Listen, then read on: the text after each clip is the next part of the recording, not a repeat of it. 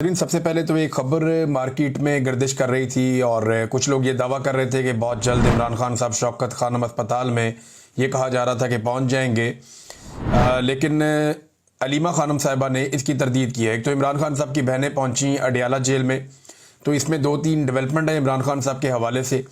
एक उनके बेटों के वीज़ा के हवाले से, एक सुप्रीम कोर्ट ऑफ पाकिस्तान में इमरान खान साहब के हवाले से जो केस चला वो कि उनकी जो ज़मानतें हैं 9 मई के मामलात में, और दूसरा शौकत खानम में क्या उन्हें शिफ्ट किया जाएगा।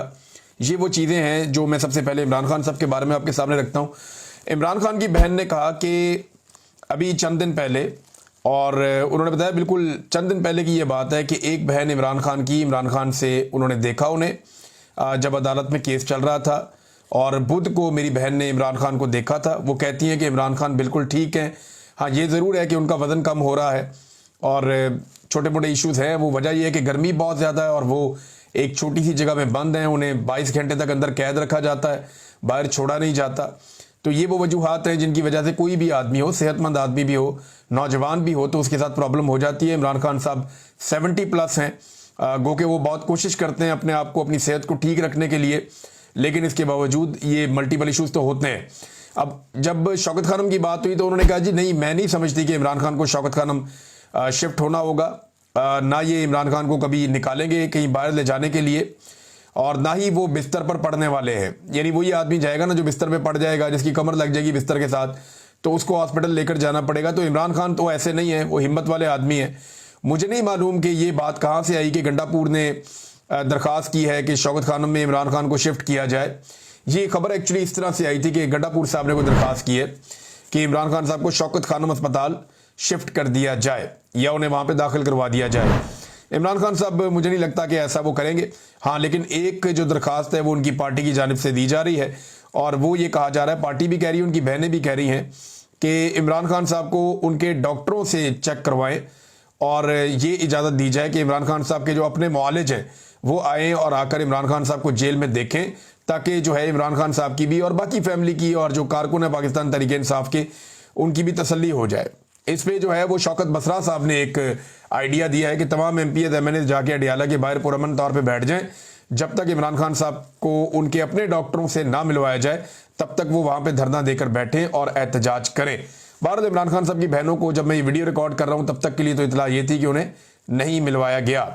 इमरान खान साहब के बेटों के नाइकॉप के हवाले से, देखिए नाइकॉप वाला मामला तो लटका हुआ है, वो तो लंबा चलेगा, लेकिन उनके बेटों को वीज़े भी फराहम नहीं किए जा रहे और ये मामला लगातार हुकूमत की जानिब से लटकाया जा रहा है। तो हुकूमत ये देख रही है कि कब वीज़े फराहम करने हैं उनके बेटों को। मेरे ख्याल में हुकूमत ये फैसला तब करेगी जब चीज़ें थोड़ी डाउन हो जाएंगी, और तब वो उनके बेटों को आने की इजाज़त देगी और इमरान खान से मिलने की इजाज़त देगी। हुकूमत ऐसे मौके पर नहीं आने देगी जब मामला ज़रा गर्म हो। जो मुझे दिखाई देता है वो ऐसे ही है।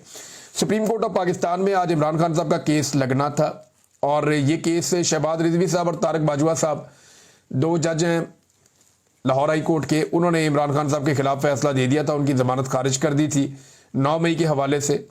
और जिस बुनियाद पे खारिज की थी, यानी वो बड़े अजीबोगरीब मामलात थे। यानी एक पुलिस वाला कहता है कि वो सोफे के नीचे था, कोई कहता है जी मैं टेबल के नीचे था, कोई कहता है जी मैं पर्दे के पीछे था।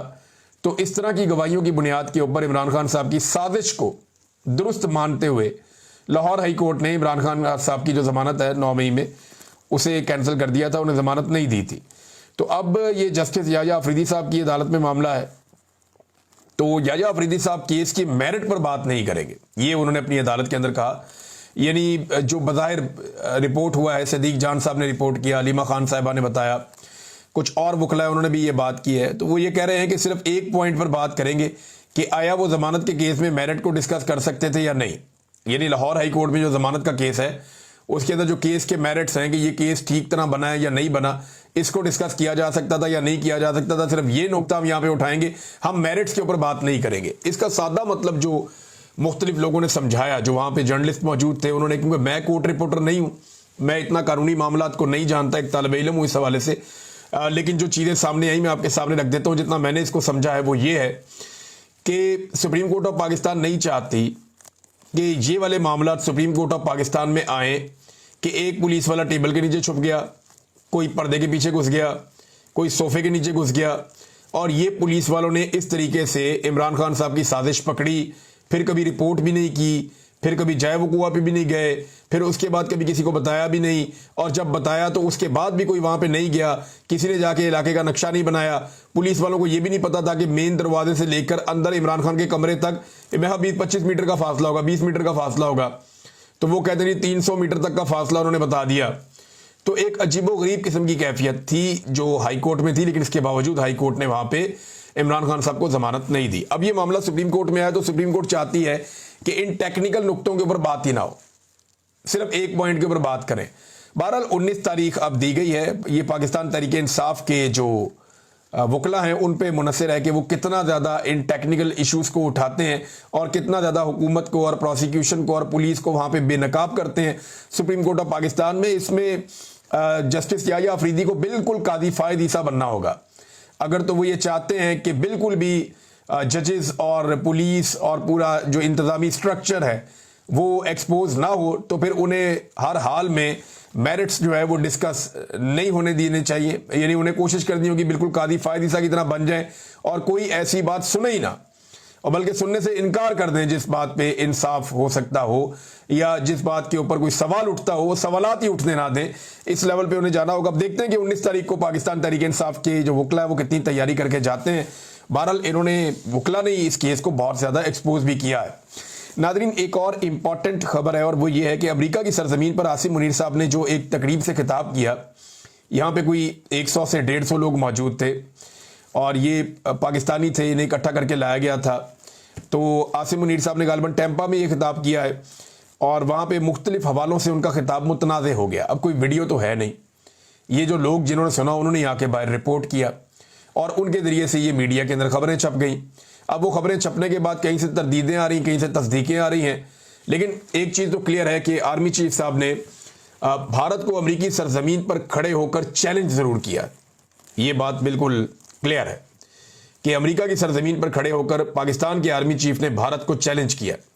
अच्छा, भारत को इस बात में बड़ी तकलीफ हो रही है, वो ये कह रहा है कि जी ये कैसे हो सकता है कि हमारा एक दोस्त मुल्क है अमेरिका, उसकी सरजमीन पे खड़ा होकर हमारा एक दूसरा जो मुल्क है पड़ोसी वो हमें धमकियां लगा रहा है, तो ये हमारे लिए बड़ा एक नेगेटिव उन्होंने कहा। लेकिन आर्मी चीफ पाकिस्तानी कम्युनिटी से बात कर रहे थे, वो कोई अमेरिकन से तो बात नहीं कर रहे थे, ना वो कोई प्रेस कॉन्फ्रेंस कर रहे थे, लेकिन उन्होंने पाकिस्तानी कम्युनिटी से जो बातें की उनमें दो चीज़ें बड़े उनके बयानात जो हैं वो वायरल हुए। एक के ऊपर तरदीद आ रही है, एक ये कहा जा रहा है कि जी मर्सिडीज और डंपर ट्रक का जो है ना, इन्होंने मिसाल दी है आर्मी चीफ ने कि एक डंपिंग ट्रक, पाकिस्तान की मिसाल उन्होंने कहा ऐसे जैसे एक डंपर ट्रक है जो बहुत माल लेकर जाता है, वो लेकर जाता है सामान, और इंडिया की मिसाल उन्होंने ऐसे दी है कि जैसे वो एक नई नवेली मर्सिडीज है जो हाईवे पे आ रही है, और अगर इनका तसादुम हो जाए तो फिर नुकसान किसका होगा, ये सवाल आर्मी चीफ ने पूछा। फिर कुछ एटमी हथियारों के हवाले से भी भारतीय मीडिया ये क्लेम कर रहा है कि धमकी आर्मी चीफ ने लगाई। अब ये जो आर्मी चीफ ने धमकी लगाई, मुझे नहीं लगता कि इसका कोई सबूत भारत के पास है, लेकिन एक चीज और जो अंदर से रिपोर्ट हुई है कि आर्मी चीफ का ये कहना है कि वो मिसाइल मारकर जो 10 मिसाइल मारे तो भारत के अंदर जो डैम्स बने हुए हैं उनके स्ट्रक्चर तबाह हो सकते हैं। तो ये प्रैक्टिकली ये बात मुमकिन नहीं है। वो इस तरह मुमकिन नहीं है कि रशिया ने अभी यूक्रेन में बड़ी कोशिश की है, सिर्फ टर्बाइनों को वो नुकसान पहुंचा सका है। ये जो नए बड़े जदीद डैम है ना जो भारत ने कश्मीर में बनाए, मुख्तलिफ इलाकों में बनाए, ये डैम्स कंक्रीट के बने हुए होते हैं। इनको तोड़ने के लिए आपको वहां पे बम नस्ब करने पड़ते हैं, इनकी जड़ों के अंदर घुसना पड़ता है, प्रैक्टिकली जाकर एफर्ट करनी पड़ती है, फिर जाकर आप कुछ कर सकते हैं। ऊपर से मिसाइल मार के तो अभी रशिया भी यूक्रेन के डैम्स नहीं तोड़ सका, तो ये ऐसे मुमकिन नहीं होता। हाँ, टर्बाइन्स वगैरह को उन्होंने नुकसान पहुंचाया, ये पाकिस्तान कर सकता है। डैम एक कंक्रीट का बहुत बड़ा स्ट्रक्चर होता है। यहाँ पाकिस्तान में कुछ ऐसी साइट्स दिखाई गई थी कश्मीर में जहाँ ये क्लेम किया गया कि भारत ने यहाँ पे मिसाइल मारे थे डैम्स के करीब या डैम्स की जो साइट्स हैं उनके ऊपर, तो कोई नुकसान नहीं हुआ। कंक्रीट का जो हैवी स्ट्रक्चर होता है उसके लिए बहुत हैवी किस्म के मिसाइल चाहिए, जैसे अमेरिका के पास है जो वो B-52 बॉम्बर के जरिए जाते हैं, वो बहुत नीचे ज़मीन में कई 100 फुट तक घुस जाते हैं, वहाँ पे जाके वो धमाका करते हैं। तो इस तरह की टेक्नोलॉजी ना पाकिस्तान के पास है ना इंडिया के पास है। लेकिन आर्मी चीफ को ना बड़ी नपी तुली बात करनी चाहिए थी।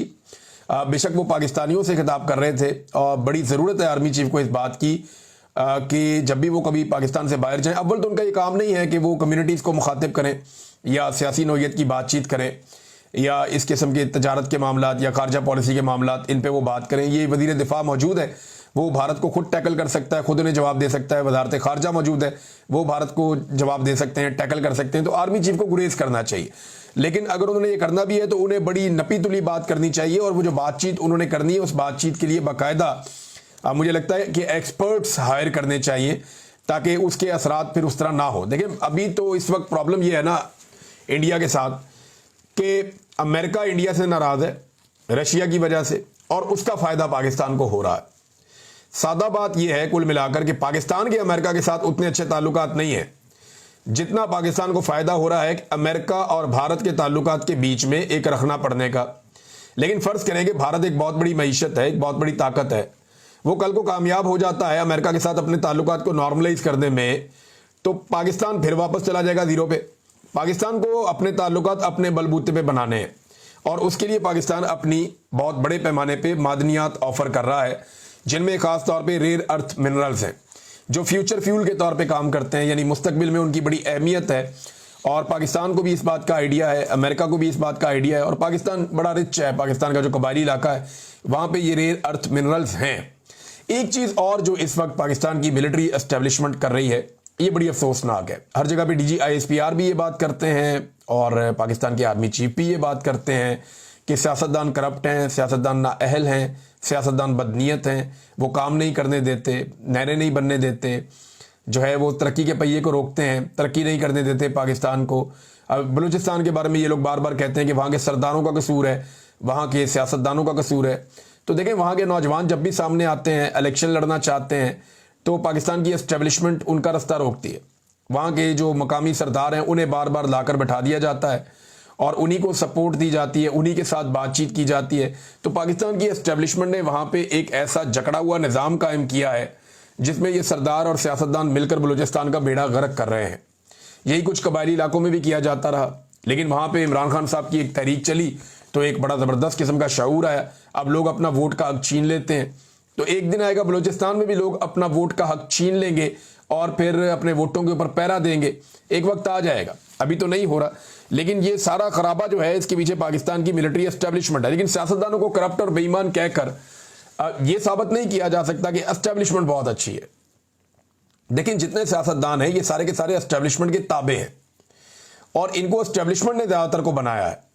और अब वो बगावत पे उतरे हुए उनमें से बहुत सारे, क्योंकि वो ये समझ गए हैं कि एस्टेब्लिशमेंट ने अपनी कमाई के लिए या अपने मामलात को बेहतर तरीके से चलाने के लिए हमें तैयार किया था, हमें इस्तेमाल कर दिया जाता है और सारी मलाई खा जाती है एस्टेब्लिशमेंट। लिहाजा अब सियासतदान भी सियाने होना शुरू हो गए और वो अपनी गेम भी कर रहे हैं। अब हर जगह जो है वो ये जाकर कहना कि सियासतदान जो हैं वो बहुत बुरे हैं और हम बहुत अच्छे हैं, इससे भी बात नहीं बनेगी। मेरे ख्याल में पाकिस्तानी हकीकत जान चुके हैं। पाकिस्तान एक सियासतदान ने बनाया था, किसी जर्नैल ने नहीं बनाया था, किसी जज ने नहीं बनाया था। पाकिस्तान एक सियासतदान ने बनाया था और सियासत करके बनाया था, और इस दुनिया की तारीख में ये बात हमेशा दर्ज भी रहेगी। नाज़रीन, बिलावल ने एक स्टेटमेंट दिया है। बिलावल ने अपने स्टेटमेंट में पाकिस्तान तहरीक इंसाफ को दहशतगर्द करार दिया कि एक जमात दहशतगर्द बन गई जो उन्होंने 9 मई को किया। तो ये तो बिलावल ने कहा पाकिस्तान तहरीक इंसाफ के बारे में। 9 मई को हुआ क्या था?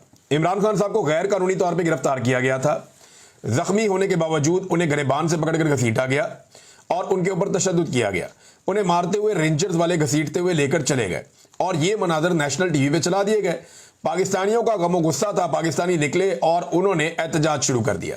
रेंजर्स क्योंकि पाकिस्तानी फौज के कंट्रोल में है, लिहाजा जहां जहां पे फौज के मौजूद थे मुकामात, वहां पे जाके लोगों ने एहतजाज किया। अब उसमें आगे से दो राय है। मिलिट्री एस्टेब्लिशमेंट का ये कहना है कि जो लोग एहतजाज करने आए उन्होंने तबाही फेर दी, हर चीज तोड़ फोड़ दी, हर चीज का तबाही फेर दी और आग लगा दी और लूटमार कर दी। जबकि दूसरी तरफ जो है वो पाकिस्तान तहरीक इंसाफ का ये कहना है कि हम एहतजाज करने जरूर गए थे लेकिन वहां पे तोड़ फोड़ हमने नहीं की।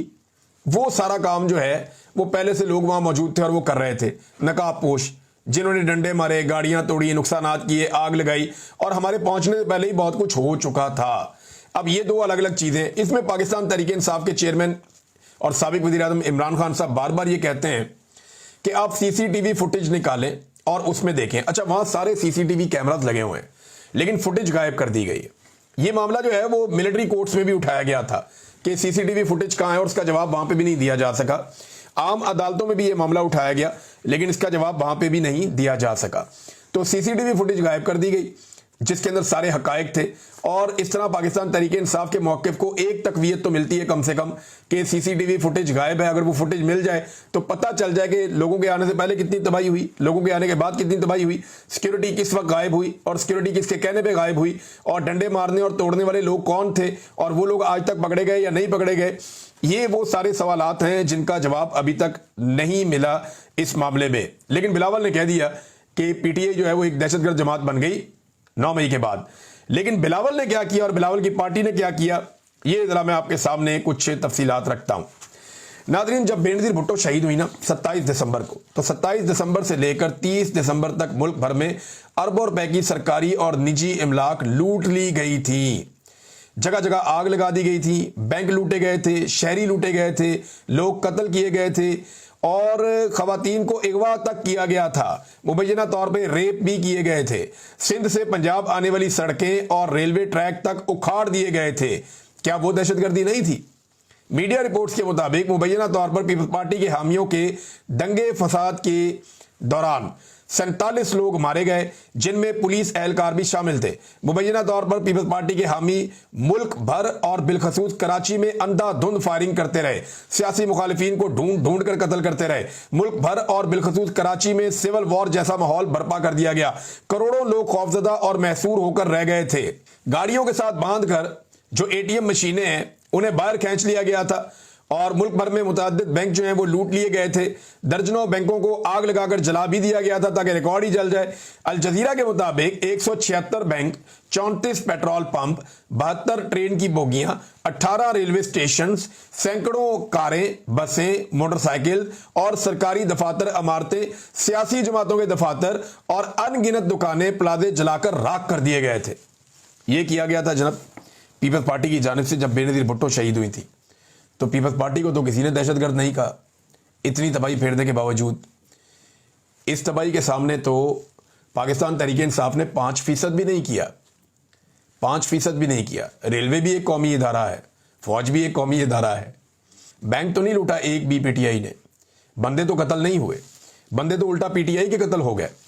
नादरीन, डॉन न्यूज़ के मुताबिक पाकिस्तान को उस वक्त इस इब्तदाई तौर पे $2 अरब का नुकसान हुआ था, और एक डेली टाइम्स की रिपोर्ट है FPCCI, इसका तखमीना है कि GDP का 8% पाकिस्तान का नुकसान हो गया था उन 3 दिनों में।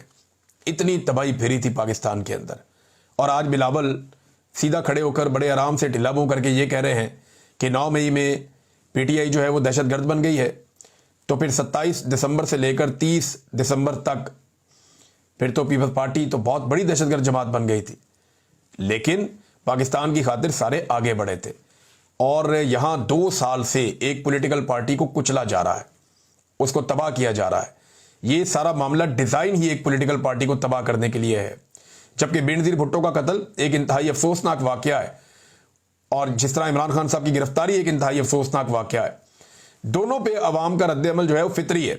लेकिन बैंक लूटना कौन सी फितरत है? यानी वो तो बैंक लूट लिया लोगों ने, उसमें से पैसा निकाल लिया, एटीएम मशीनें घसीट के बाहर निकाल ली, इंसानों को कत्ल कर दिया, वो कौन सी फितरत है? तो ये बिलावल साहब को अपनी दफा याद नहीं है कि उन लोगों ने क्या किया था। और आज एक ऐसी जमात जो सिर्फ एहतजाज करना चाहती है पुरअमन तौर पे, उसको दीवार से सिर्फ इसलिए लगाया जा रहा है कि उसकी मकबूलियत का मैदान में ये लोग मुकाबला नहीं कर पाते। नादरीन, 14 अगस्त के हवाले से पाकिस्तान तहरीक इंसाफ ने कहा जी हम जश्न मनाएंगे और आज़ादी का जश्न मनाएंगे, और साथ अपनी तहरीक भी जारी रखेंगे। यानी लोग पाकिस्तान तहरीक इंसाफ का और PTI का झंडा लेकर निकलेंगे और लोग जश्न मनाएंगे। एक वीडियो नादरीन मैं देख रहा था, इसमें एक छोटी बच्ची है, लड़की है, वो झंडे बेच रही है पाकिस्तान के और PTI के। अब PTI का झंडा बिकता है ना, तो ये तो गरीब लोग हैं, इन्हें क्या पता ये PTI का झंडा बेच रहे हैं। वो तो पाकिस्तान का झंडा भी इसलिए बेचते हैं कि उस पर 4 पैसे बच जाते हैं। वो PTI का झंडा भी इसलिए बेच रहे हैं कि उस पर 4 पैसे बच जाएंगे। अब वो गरीब है, उसका तो पेट कहता है कि मुझे रोटी चाहिए। वो तो भूख के हाथों मजबूर होकर ये सामान बेचने के लिए सड़क पे बैठे हुए हैं। वहां पुलिस आके उसको हरासा कर रही है। लोग आकर उसे कह रहे हैं जी PTI का झंडा आप नहीं बेच सकते, आप पाकिस्तान का झंडा बेच लें। भैया PMLN का झंडा बेचे नहीं बिकता, क्या करें? पीपल्स पार्टी का झंडा बेचे नहीं बिकता, क्या करें? MQM का, ANP का, बाकियों के झंडे नहीं बिकते, मुफ्त आपको बांटने पड़ते हैं, क्या करें? PTI का वाहिद झंडा है जो दुकान के ऊपर भी बिकता है। जो सड़क के ऊपर भी बिकता है। अब लोगों की डिमांड है, क्या किया जा सकता है, हो सकता है कल ये डिमांड ना हो, लेकिन जब तक है तब तक लोग बेचेंगे। अच्छा नाज़रीन, एक आखिर में मैं एक अनाउंसमेंट कर दूं छोटी सी, कि हम 14 अगस्त पे सब यहाँ पाकिस्तानी, जहाँ मैं मौजूद हूँ बरतानिया में, मैनचेस्टर में हम इकट्ठे होंगे, और इसके हवाले से सोशल मीडिया पे मैं वो अनाउंसमेंट भी कर दूंगा और वीलॉग में बता भी दूंगा नेक्स्ट वीलॉग में कि हम किस जगह इकट्ठे होंगे, कहाँ से कहाँ तक वॉक करेंगे। तो हमारा प्रोग्राम है, जितने पाकिस्तानी यहाँ पे मौजूद हैं, बहुत सारे पाकिस्तानी मिलने के लिए भी कहते रहते हैं कि मिलना है, और ये एक ऐसा मौका है कि हमारा आज़ादी का जश्न है, तो हम सब मिलकर मनाएंगे। और मैं आप सबके बीच में अपने दीगर दोस्तों के साथ, जो कुछ और जर्नलिस्ट यहाँ पे मौजूद हैं, उन्हें भी बुलाऊंगा, कुछ बहुत सारे दोस्त यहाँ पे मौजूद हैं उन्हें भी बुलाएंगे।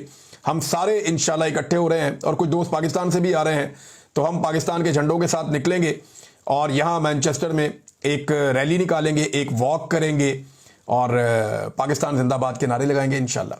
बहुत शुक्रिया आपका, अपना ख्याल रखिएगा, अपने इस चैनल का भी। अल्लाह हाफ़िज़।